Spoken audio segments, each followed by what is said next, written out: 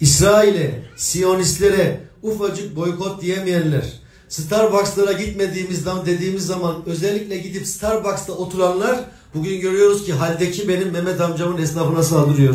Alışveriş yapmayın diyor.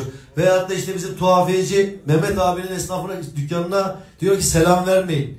İşte bunların kimlere bağlı olduğunu, kimler tarafından yönlendirildiğini görüyoruz. Bizim gençlerimizde, çocuklarımızda Allah izin verirse onlar da şu çıkan görüntülerle de gerçeği görüyorlar. Bizler Allah izin verirse birliğimizi, beraberliğimizi muhafaza edip işte gece gündüz demeden bu davayı anlatacağız. Çünkü bizden bekleyenler var, bizden umut edenler var, hüsnü zan ile bakanlar var. Onların hüsnü zanına hürmeten en azından o Müslümanların hüsnü zanını yere düşürmemek için, Allah rızası için şöyle her gün yeniden bir iman ederek, imanı tazeleyerek yollara çıkalım. Medyaankara.com